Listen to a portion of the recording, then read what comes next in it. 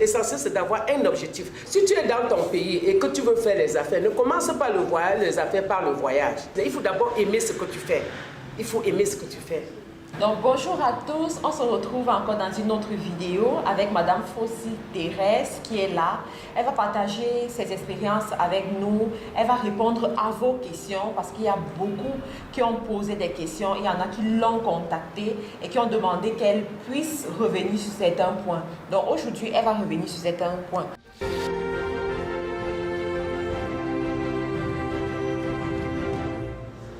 Je suis Madame Fossi Thérèse, chef d'entreprise. Je fais dans la distribution de monnaie électronique. Je me suis lancée dans les affaires parce que j'avais confiance en moi-même. J'avais confiance en moi-même d'abord. Et quand je me lance dedans, j'étais déjà en mariage. Mais avant d'aller en mariage, je faisais déjà mes petites activités avec ma mère. Donc ce qui fait que depuis la jeune fille, j'aimais toujours faire les affaires. J'aimais faire les affaires depuis la jeune fille.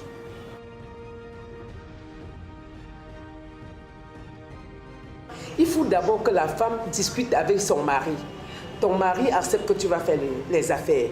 Si ton mari refuse, ne lui demande pas l'argent pour aller faire les affaires. Va toi-même, tu fonces. Tu fonces. Dès que tu vas commencer à voir les revenus de ton business, ton mari va t'aimer parce qu'à l'heure là, tu vas l'aider sur les petites charges de la maison. Et quand tu vas commencer à aider ton mari, peut-être à la rentrée scolaire, tu commences à dire que non, je veux que l'enfant s'y parte dans telle école, tu donnes ta contribution, ton mari va commencer à aimer ton business. Il n'y a que ça, il n'y a pas autre chose que ça, Marc Karine.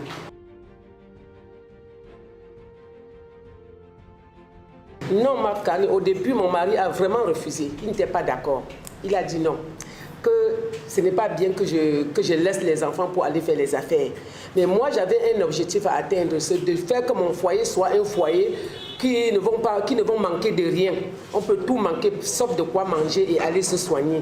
Et j'ai dit non, au lieu qu'on reste comme ça, j'attends que c'est toi qui apportes tout dans le foyer. Il vaudrait mieux que tu travailles aussi, parce que si je travaille, je suis sûre qu'à la rentrée scolaire, je vais te venir en aide. Je suis sûre que si ma mère est malade, je vais m'occuper de ma mère sans t'appeler. Je suis sûre que si moi-même je suis malade, je vais d'abord aller à l'hôpital avant de t'appeler. Je suis sûre que si c'est l'enfant qui est malade, je veux d'abord amener l'enfant à l'hôpital avant de t'appeler. Parce que si je vais attendre que mon mari vienne, le temps de venir me donner l'argent de transport pour amener l'enfant à l'hôpital, on peut perdre de cet enfant. Donc c'est pour ça que je suis lancée, même quand il a refusé, j'ai forcé.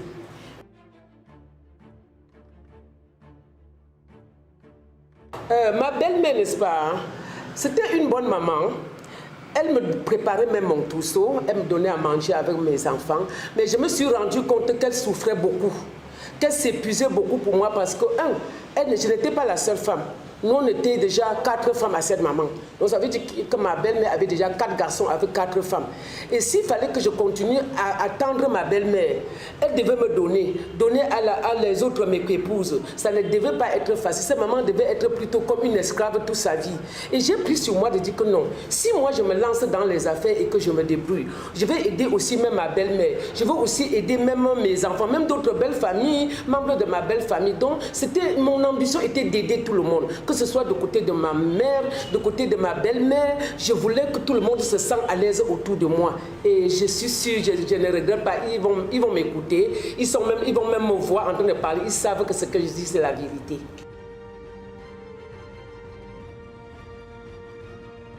Si elle est mariée, qu'elle discute d'abord avec son mari. Et qu'elle fait confiance à elle-même. Elle discute avec son mari. Si son mari dit que non, je ne veux pas que tu fasses les affaires, qu'elle essaie elle-même de convaincre son mari. Convaincre son mari, c'est quoi? C'est de l'expliquer ce que si tu travailles, tu vas apporter dans le foyer.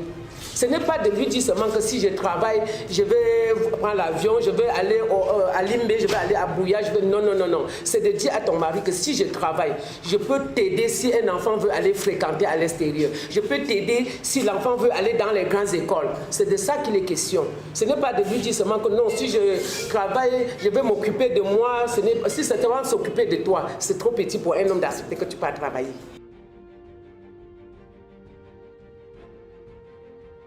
Marthe Karine, je vais te dire qu'elle ne peut pas devenir rebelle. Une femme, qu'elle est occupée, elle est comblée. Quand elle est occupée déjà, le mari doit profiter parce que il a une femme occupée. Mais quand un homme a une femme, elle n'est pas occupée, elle passe toute sa journée à la maison, elle ne fait rien, vraiment c'est une femme qu'on ne peut pas la gagner. Parce que lorsqu'elle ne fait rien, mais tu t'attends à quoi? Elle reste à la maison, tu l'as laissé la ration, peu importe le montant. Elle a bien préparé la nourriture. Elle mange. Après avoir fini de manger, elle voit la télévision, elle voit les chaînes, elle voit toutes les chaînes de la télévision. Ça ne l'apporte rien. Maintenant, lorsqu'elle est fatiguée de voir toutes ces chaînes-là, elle cherche même à programmer sa part. Elle demande même que je peux encore chercher même ce qui n'existe pas. Parce qu'elle n'a rien à faire. Moi, je conseille ces hommes-là de laisser ces femmes-là, de les laisser aller se débrouiller parce que même si tu donnes tout à la femme, on ne sait jamais. Un jour, tu peux aussi tomber même malade. Tes activités peuvent aussi tomber. Et elle se bat maintenant, peut-être, elle prépare même à manger aux enfants et tu profites. Tu manges pour toi-même sans rationner. Mais une fois que tu l'as dit, elle ne fait rien, tu vas perdre cette femme. Tu vas perdre cette femme. Moi, je sais de quoi je parle. Je sais de quoi je parle.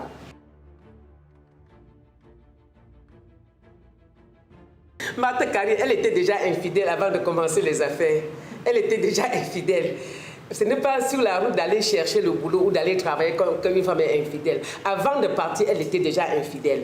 Et puis, l'homme lui-même, il doit discuter avec sa femme et lui dit à sa femme que comme tu pars chercher de l'argent là, c'est pour le bien-être de la famille. Il doit coacher sa femme. Il doit être au contrôle de sa femme. Il doit donner des conseils à sa femme. Il ne doit pas aussi laisser la femme comme ça parce qu'il pense dans sa tête que si c'est pas bien. Il faut que les hommes là qui discutent avec la femme. Ce n'est pas la femme, ce n'est pas qu'en allant chercher le travail qu'elle cherchait les hommes ou qu'elle fait des bêtises. Elle le faisait déjà en dormant à la maison. Moi, ça, c'est ce que je sais en tant qu'étant une mère de foyer.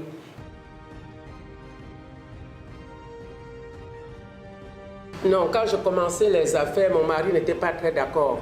Il n'était pas très d'accord parce que surtout, il avait peur que j'arrive peut-être dehors, je change de chemin, mais c'était trop de conseils. Les gens intoxiquaient mon mari et les gens disaient beaucoup de choses à mon mari, que si tu laisses la femme là travailler, si elle a l'argent, elle va partir. Ne laisse pas Thérèse, si Thérèse a l'argent, elle ne peut plus rester dans le foyer. Moi, je suis rentrée, mon mari, un jour lui-même, c'était un homme, il m'a parlé. Il m'a dit que tu vois que mes amis disent que quand tu vas avoir l'argent, tu vas partir. Moi, j'ai dit à mon mari que non, il ment. Quand je vais avoir l'argent, plutôt je vais rester. Je ne peux pas avoir l'argent et partir. Parce que je m'en vais chercher l'argent pour venir rester à la maison. C'est parce que peut-être j'ai faim. Maintenant, comment tu peux... Les gens peuvent te dire ça jusqu'à ce que tu crois. Je ne veux pas avoir l'argent et partir. Faites-moi confiance. Laisse-moi travailler. Et quand je vais avoir de l'argent, tu vas voir comment nous allons vivre en paix. Donc j'avais essayé de convaincre mon mari sur ce point-là. Je lui ai dit qu'il me laisse porter mon destin en main et qu'il me fait confiance. Et s'il ne veut pas me faire confiance, je ne peux pas faire autrement parce que je veux moi travailler. Je ne veux pas trop dépendre de lui. Et à un moment donné, lui-même, il a compris que j'avais raison parce qu'il y avait déjà 4 enfants, la pension coûtait déjà cher et chaque fois, il fallait que la voiture aussi vienne chercher les enfants pour accompagner. Il fallait tous ces dépenses. Je lui dis, bon, tu vois, non, regarde comment la pension des enfants nous coûte déjà dans les 400 000 par enfant. Si on paie comme ça 4 enfants, comment est-ce que tu peux t'en sortir seul? Déjà, tu es salarié, tu ne peux pas. Et tu es salarié, tu ne peux pas. Bon, moi, je suis tombée dans les affaires et je peux rendre grâce à Dieu parce que aujourd'hui, les enfants, chacun de ces enfants est allé à l'école.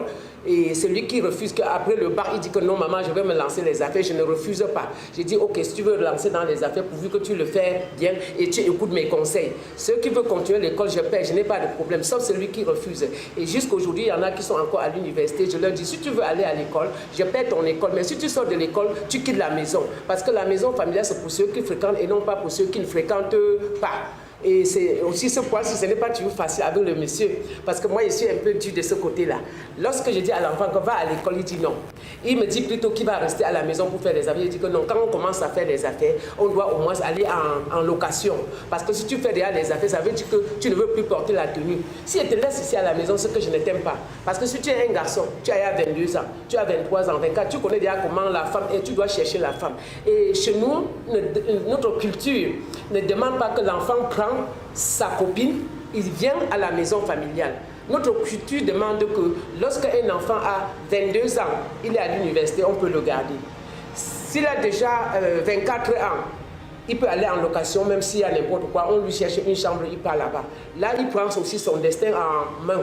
Donc, et ce côté-ci, ce n'était pas facile avec le monsieur parce qu'il disait que non, Thérèse, comment tu veux que les enfants partent en location à bas âge, laisse-les. Je dis que papa, ils ont 24 ans. À 24 ans, il ne sert plus à rien ici à la maison. Parce que même, il ne peut même pas être ton chauffeur. Il ne peut même pas laver ta voiture. Il ne peut plus rien faire.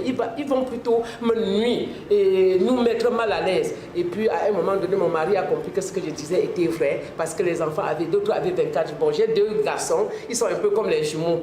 Donc, ils voulaient toujours rester à la maison et faire ce qu'ils veulent. J'ai pris ma décision un jour, je les ai mis tous dehors. J'ai dit, allez chercher ta chambre, je vais payer. Toi, tu vas chercher ta chambre, je vais payer.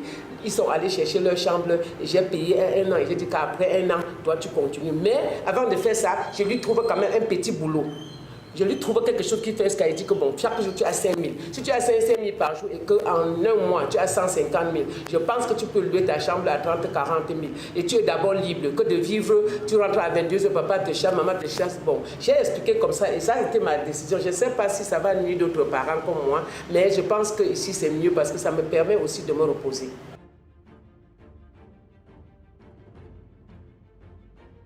Oui, ça n'a pas été facile quand je commence à voyager.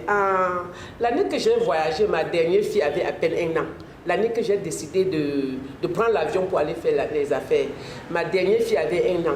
Et j'ai vu l'effectif des enfants que j'avais dit que non. Si les enfants, si je reste tranquille et j'attends le mari là, les enfants là ne peuvent rien être. J'ai donc commencé à voyager, ça n'a pas été facile. Mon mari n'était pas très d'accord, vraiment, il n'était pas d'accord pour mon premier voyage. Et j'étais obligée donc d'aller au village prendre ma mère. Elle vient rester à la maison et dit que voilà la dernière fille là, maman, le temps est dû, je vais aller me chercher.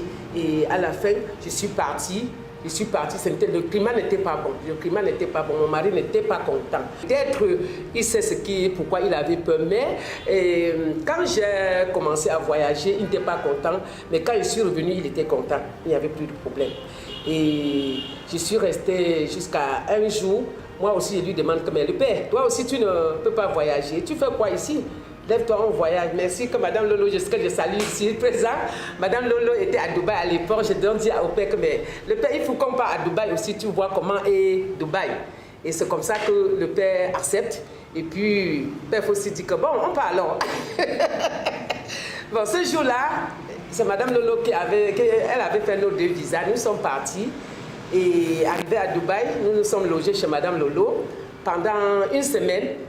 Lui, il a chargé ses marchandises parce que lui faisait déjà dans le vin. Et moi aussi, j'ai chargé mes téléphones, mes petits trucs que je faisais. Et puis, nous sommes rentrés. Quand nous, on arrive ici au Cameroun, je demande encore le père, nous, on a voyagé, ça a changé quoi? Nous sommes partis. Tu as vu que là-bas, quand on traverse la barrière de la Seine, personne ne regarde plus l'autre. Tu as même peur de ton propre corps. Quand on traverse la barrière, là, on ne se connaît plus personne. On ne sait plus qui est qui. Et lui-même, il a compris qu'il n'y avait rien sur la route de voyage. C'était les affaires. Et prochaine, ça fait 5 mois, j'ai demandé que le père, on ne voyait pas une fois, on arrête. Essaie de partir aussi seul. C'est vrai que je pars souvent et nous sommes partis, mais si je pars avec toi la première fois, je ne peux plus partir pour la 2e fois. Bats-toi et repartir seul. Il dit, ok. Il dit, je vais donc partir comment? Il dit que, mais appelle madame, il te donne le visa. Je dis que, mais il y a aussi monsieur Moukam que tu voyais avec lui, que tu es au marché Mbopia. Bon, monsieur Moukam, il va t'aider, vous allez voyager sans moi. Et je pense que jusqu'ici, je salue Père aussi.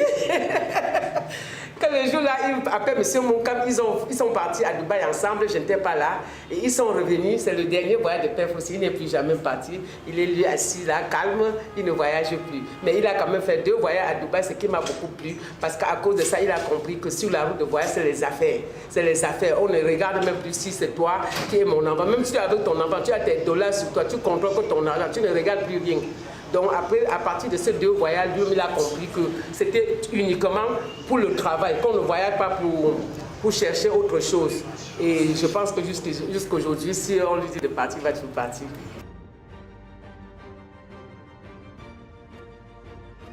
Bien sûr, le problème de voyage, c'est qu'il faut d'abord connaître le Cameroun. Si tu es dans ton pays et que tu veux faire les affaires, ne commence pas le voyage, les affaires par le voyage. Il faut d'abord regarder, tu dis que bon, je vais vendre peut-être les ordinateurs. Tu pars dans les magasins des ordinateurs, tu vois le prix de gros qu'ils vendent ici. Tu ouvres d'abord, tu prends même les échantillons, tu essaies d'exposer, tu exposes. Maintenant, tu vois, les gens viennent acheter, peut-être ils te disent qu'au lieu de 250 000, toi aussi tu es plus cher parce que tu vas mettre un peu 10 000 dessus, n'est-ce pas? tu vas mettre un peu de 10 000 dessus. Maintenant, tu te rends compte que quand tu prends chez le voisin, tu ne t'en sors pas beaucoup. Et en ce temps-là, tu peux faire peut-être 1 an, 2 ans, tu réfléchis maintenant, tu dis que bon, je vais voyager. Mais avant de voyager, pour importer quoi que ce soit, il faut d'abord connaître le prix local. Tant que tu ne connais pas le prix local, tu voyages, tu vas perdre. Parce que quand tu connais le prix local, le prix de ton pays, le prix que les grossistes vendent, et que tu voyages, tu te bases sur son prix. Tu dis que si lui me vend ça à 3 000, ça veut dire qu'il achète là-bas peut-être à 2 000. Si j'arrive au Cameroun, je mets la douane et transport, ça peut me revenir à 2 500. Je peux vendre à 3 000 pour avoir 500. Mais si tu te lèves, on te donne 10 millions. Tu prends sa main la route, tu voyages. Je ne pense pas que tu vas t'en sortir. Tu ne peux pas. Ce n'est pas très facile. Sauf si tu as un voisin qui fait la même chose que toi. Et il te dit que je voyage souvent avec 10 millions. Il te dit, prends aussi 10 millions. Il prend ces 10 millions, tu prends pour toi. Vous partez ensemble. Il dit, achète ça, achète ça, achète ça. Et que vous faites le même business. Là, il peut t'orienter. En dehors de ça, je ne pense pas que quelqu'un peut commencer les affaires avec le voyage. Je ne pense pas.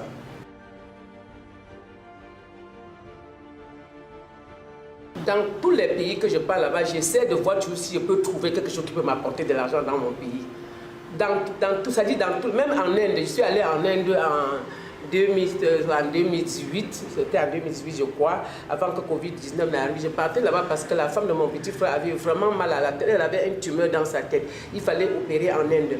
À côté, à droite, partout, dans la belle famille, il n'y avait personne pour l'accompagner. J'ai dit à mon petit frère que laisse, je vais l'accompagner, je vais l'amener. Eux-mêmes, la femme même était dit, maman, tu vas laisser tes affaires. Oui, j'ai dit que non, tu es plus important que mes affaires. Je suis rentrée à la maison, j'ai expliqué à mon mari et les enfants que comme vous voyez là, je vais aller sauver la femme de mon petit frère. Et je suis partie en Inde. Quand je suis arrivée en Inde, je suis allée chercher même les mèches, tout. Je l'ai même dit que père pour toi, bon, nous, c'est-à-dire partout où je pars, je regarde si je peux trouver quelque chose pour amortir mon billet d'avion. Donc, en Inde, j'ai acheté les mèches. Jusqu'aujourd'hui, même le reste des mèches là sont dedans parce que c'est moi-même qui utilise même. Parce que pour vendre, ce n'est pas facile. Parce que moi, je partais seulement parce que ma femme était malade. Et vraiment, tous les pays que je pars, je cherche toujours à vendre quelque chose. Même quand j'étais allée en Afrique du Sud, quand je partais en Afrique du Sud, j'avais un estomac chronique qui faisait très mal. Je suis allée là-bas, c'était pour me soigner. Arrivé en Afrique du Sud, je suis allée chercher le vin parce qu'on me disait toujours que le vin sud-africain est très bien. Je suis allée vérifier le vin, c'était vraiment bien. J'ai pris quelques 2 cartons d'échantillons de chaque bouteille, mais je suis arrivée ici, le prix était trop cher. Le prix était trop cher, je ne pouvais pas m'en sortir. Si j'importais ça, je ne pouvais pas m'en sortir. J'ai laissé tomber le projet. Donc je ne peux pas aller quelque part sans vérifier qu'est-ce que je vais rentrer vendre au Cameroun. Qu'est-ce que j'amortis mon billet d'avion avec.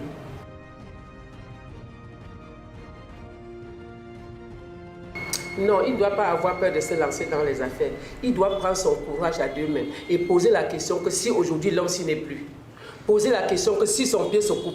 Poser la question que si mon mari est peut-être malade ou ses affaires, ou perd son boulot, ou son magasin brûle. Il faut penser tous les paramètres. Et si le magasin se brûle, comme les marchés brûlent tous les jours, si ton mari fait un accident, parce que moi, mon mari avait fait un accident, on a fait plus de 2 mois à l'hôpital général. Il y avait ses affaires et mes affaires. Imaginez-vous que si moi je n'étais pas aussi dans les affaires, je devais faire comment?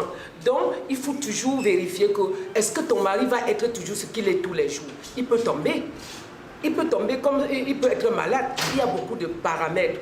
Donc je conseille cette femme-là de ne même pas se décourager, de se lancer, de prendre le courage à 2 mains et dire que je m'en vais vendre les arachides. Il part à la gare de Neuberg, il porte sa part de sac de Macabo parce que je suis passé par là. Il porte son sac de Macabo, il détaille de 2000, jusqu'à il compte les nombres de... S'il a payé le Macabo à 50 000, il calcule ce que je veux mettre 50 paquets. 50 lots de 1 000 francs, ça fait 50 000. Il essaie de faire à ce que ça fait 55 paquets pour qu'elle ait le bénéfice de 5 000 à la fin. S'il ne fait pas ces analyses, il ne s'en sort pas. Maintenant, s'il achète peut-être le maïs, comme on porte les sacs de maïs, là, frais là, tu prends un sac de maïs, le capital, peu importe le capital, tu prends un sac de maïs, tu comptes les doigts parce qu'on compte peut-être 4 à 1000 francs. Tu comptes 4 à 1000 francs, 4 à 1000 francs, 4 à 1000 francs, jusqu'à tu t'assures qu'en vendant 4 à 1000 francs, 4 à 1000 francs, tu recoupes ton capital et ton bénéfice. Quand tu vas faire tout ce calcul-là, tu vas maintenant, si tu vois que le bénéfice est trop beaucoup et tu ne peux pas vendre un sac, tu mets un peu 5, ainsi de suite, ainsi de suite. L'essentiel, c'est d'avoir un objectif, que je veux rentrer du marché aujourd'hui avec 3000. Si tu dis que je vais rentrer avec 3 000, il faut sourire. Quand le client arrive là, tu dis bonjour madame, vous voulez le maïs? Tu joues comme ça, il faut sourire. C'est la meilleure des choses. Cette femme-là va acheter ton maïs quand les gens vont dire que c'est le femme-là. Ce n'est pas le femme-là. C'est parce que tu parles, tu communiques et que tu aimes ton business. Il faut d'abord aimer ce que tu fais. Il faut aimer ce que tu fais.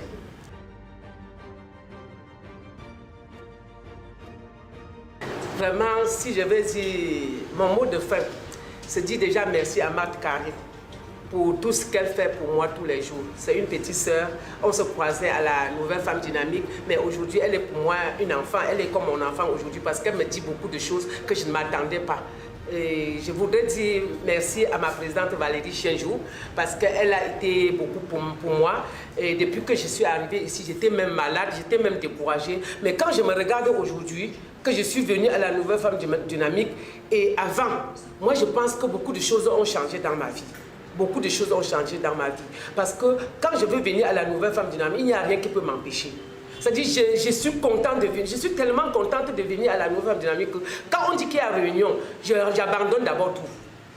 Je dis merci à Valérie Chienjou, la présidente de la Nouvelle Femme Dynamique africaine. Je dis merci à Émilie, Madame Goko, parce que c'est elle qui est venue d'abord. Elle est venue me contacter et j'ai même refusé. Je dis merci à tous les membres de la Nouvelle Femme Dynamique, à toutes les femmes qui me regardent maintenant. Je dis aussi merci à tous mes partenaires de Orange et Yop Cameroun, tous mes patrons qui m'ont soutenu. Malgré les difficultés que j'ai avec Yop et Orange, vraiment, le soutien est vraiment total. Parfois, eux manquent même comment faire pour m'aider. Mais comme le business est ce qu'il est vraiment, je dis merci à tous ceux qui écoutent ma voix aujourd'hui. Et suivez ma page Facebook aujourd'hui pour ma deuxième édition parce que je suis coachée par Marthe Carré et je vais aller jusqu'au bout.